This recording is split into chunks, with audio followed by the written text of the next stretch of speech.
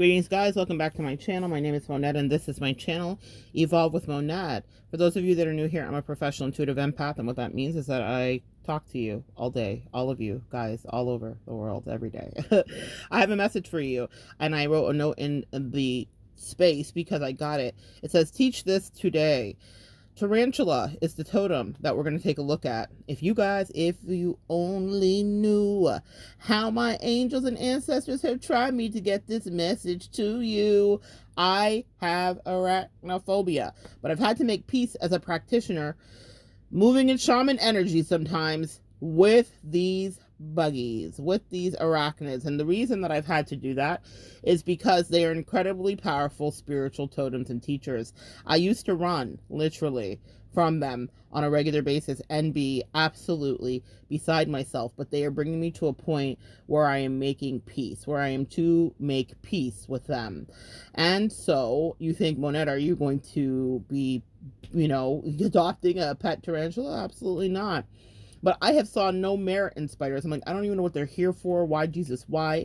They are the closest things to aliens. That's why we are unnerved when we're around them. That and octopi, they're cousins, because they can do anything, move in any direction, create any kind of craziness, have a web that's so strong that it's like resistant to a truck driving through it, that never comes off you. It's a terrifying experience if you ever dealt with any spiders. Well, what I've learned is that they are beautiful and they speak to creativity and femininity and orchestration. It also is sinister because everything has its duality. And so today, as I was flipping through and asking what the quick message is for you, they said, tell them this. They are at a crossroad, claiming their life's purpose. The tarantula represents a moment when a great decision must be made. It involves prioritizing your life's deeper purpose or dharma. A habit or a routine from the past is sidetracking you from your dream. Yet a voice inside keeps begging you to refocus your attention. In order to find true happiness, you must choose dharma. Until you do, satisfaction will be fleeting. The tarantula hovers patient and calm, like an old friend that knows your inner soul.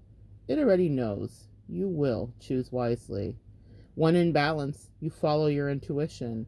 When you're out of balance, you hesitate and over-intellectualize something. To bring into balance, daily journaling, communication, or writing. This message is incredibly poignant for me. And I loved the last part where it says, it already knows you'll choose wisely. In fact, I will. And so will you. And we often do. That message, for the first time upon reading it, and there was a picture of the tarantula next to it, I felt such a peace in my soul because it's exactly where I am at in my journey, and I hope that maybe it's helpful for someone here. I have certainly felt the pull of things that could be distractions and things that could get me off my path and things that have very easily got me off my path in the past. And I saw it clearly. I understood. I even heard distraction, as it was starting to be really evident and clear. And so I know that my angels and ancestors do not miss a beat, and they do not miss a beat for you either. But the thing that was the nice confirmation is the satisfaction would be fleeting. Whatever it is that may take you off the course of what your true path is will not be something that lasts you, like living your life's purpose and fulfilling your mission. How many of us want to inhabit lives that are fully lived? You want to squeeze every ounce of it out of it while you're in it. Life is not promised. And in the last couple years, I got such an acute and alarming awareness of exactly how unpromised life is that I don't waste my time. It was one of the greatest gifts, as scary as it was, as painful as it was. I deal with all of the ramifications from it on a daily basis to this day, and more to come. But it shifted my perspective on messing around and wasting time in anything. The business partnership isn't working out. Get out of it.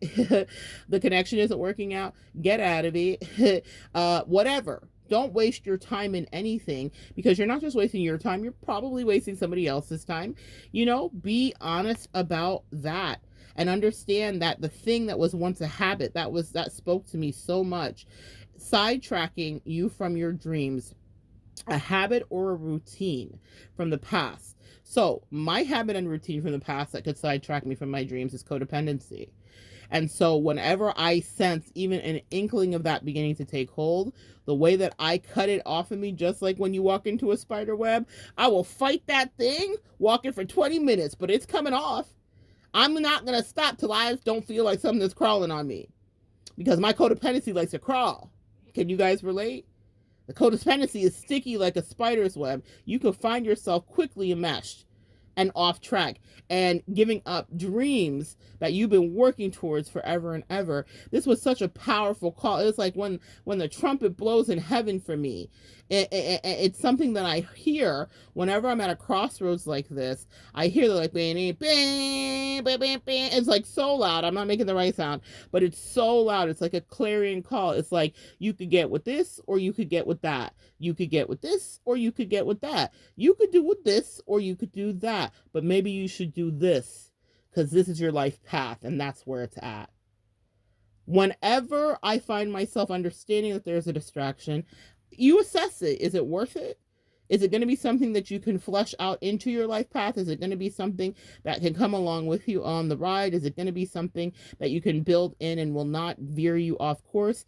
Very rarely that is the case. You have to be a very strong person. And also, if you're connecting with other humans, they have to be grounded and strong in themselves. How many of us have connected with people and energies that didn't know who they were, and then we as empaths spend a lot of time trying to edify and build them up? Meanwhile, you're taking your eye off of whatever your prize is.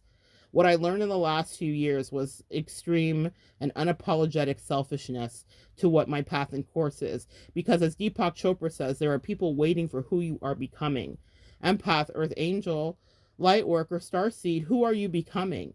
And if you get focused on a habit, a routine, a way of life, a codependency structure that is familiar and comforting to you, you could do that, but it will be fleeting. So either way, you're going to lose. Let me help you understand. You choose. You can have that quick moment of gratification, or you can have a life that helps you connect with your collective and the nations.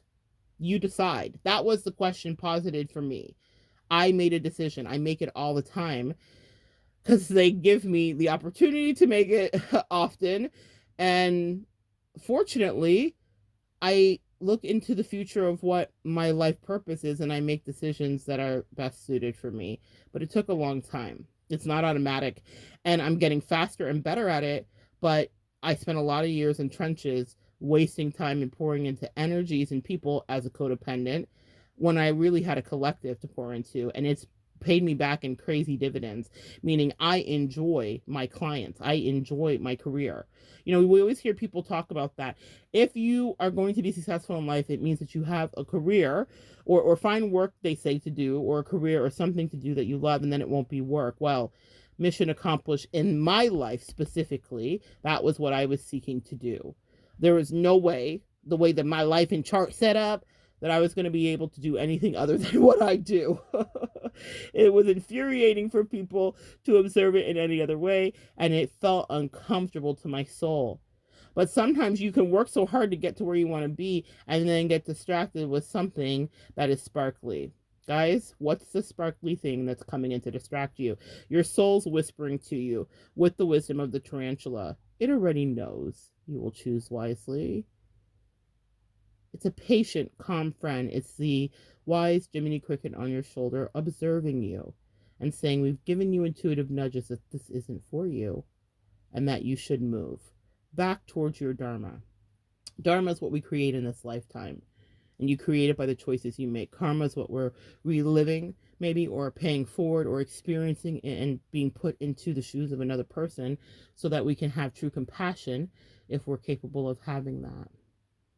The tarantula wants you to make the best decision for you. But my favorite part about this is that it knows that you already will, because you usually do.